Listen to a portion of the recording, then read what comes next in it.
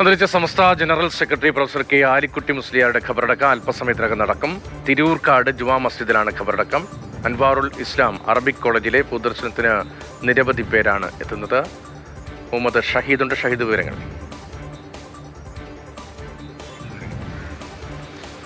രതീഷ്, സംസ്ഥാന general secretary professor Alikutty Musliyar ഇന്നലെ അന്തരിച്ചു. അദ്ദേഹത്തിൻ്റെ ഖബറടക്ക ചടങ്ങുകളാണ് ഇപ്പോൾ നടന്നുകൊണ്ടിരിക്കുന്നത്. പട്ടിക്കാട് ഫൈസി ബിരുദം നേടിയ ശേഷം അദ്ദേഹം തിരൂർക്കാടാണ് അദ്ദേഹത്തിൻ്റെ ഇപ്പോൾ ഖബറടക്ക ചടങ്ങുകൾ നടക്കുന്നത്.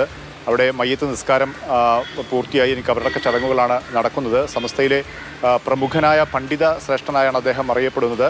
പാണ്ഡിത്യം നിറഞ്ഞു നിൽക്കുമ്പോൾ തന്നെ അദ്ദേഹത്തിൻ്റെ വിനയത്തോടു കൂടിയുള്ള അദ്ദേഹത്തിൻ്റെ പെരുമാറ്റം ഏറെ ശ്രദ്ധ നേടിയതാണ്.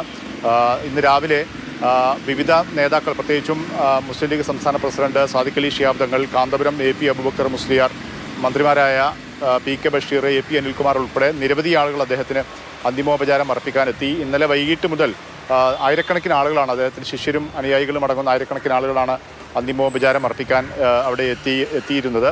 ഞാൻ സൂചിപ്പിച്ചതുപോലെ തന്നെ ഈ സമസ്ത ലീഗ് തർക്കമൊക്കെ ഉണ്ടാകുമ്പോൾ അതിൽ അനുനയ ശ്രമത്തിനൊക്കെ ഇടപെട്ട് ആ രീതിയിലുള്ള ഒരു അനുനയ പാതയിൽ സഞ്ചരിക്കുന്ന ഒരാൾ എന്നുള്ള നിലയിലാണ് ആലിക്കുട്ടി മുസ്ലിയാർ ഏറെ ശ്രദ്ധ നേടിയത്. അദ്ദേഹത്തിൻ്റെ പട്ടിക്കാട് ജാമിയ നൂരിയയിലെ അദ്ദേഹത്തിൻ്റെ ദർസ് വളരെ പ്രസിദ്ധമാണ്. ഹദീസ് ദർസ് കേരളത്തിനകത്തും പുറത്തും വിവിധ അന്താരാഷ്ട്ര വേദികളിലൊക്കെ അദ്ദേഹം നിരവധി പ്രബന്ധങ്ങൾ അവതരിപ്പിച്ചിട്ടുണ്ട്. സംസ്ഥാന ഹജ്ജ് കമ്മിറ്റി ചെയർമാനായിരുന്നു. കേന്ദ്ര ഹജ്ജ് കമ്മിറ്റി വൈസ് ചെയർമാനായി പ്രവർത്തിച്ചിട്ടുണ്ട്. അങ്ങനെ വിവിധ നിലകളിൽ പ്രവർത്തിച്ചിട്ടുണ്ട്. വിദേശത്ത് അന്താരാഷ്ട്ര ഫിഖ് ലീഗ് എന്ന ഫിഖ് കൗൺസിലിൽ അദ്ദേഹം അംഗമായിരുന്നു. അങ്ങനെ കേരളത്തിനകത്തും പുറത്തുമൊക്കെ അദ്ദേഹം ഏറെ ശ്രദ്ധ നേടിയ ഒരു നേതാവാണ് അന്തരിച്ചത്. അദ്ദേഹത്തിൻ്റെ ഖബറടക്ക ചടങ്ങുകളാണ് ഇപ്പോൾ പുരോഗമിച്ചുകൊണ്ടിരിക്കുന്നത്. നിരവധിയായ ആളുകളാണ് അദ്ദേഹത്തിന് അന്തിമോപചാരം അർപ്പിക്കാൻ വേണ്ടി എത്തിക്കൊണ്ടിരിക്കുന്നത്.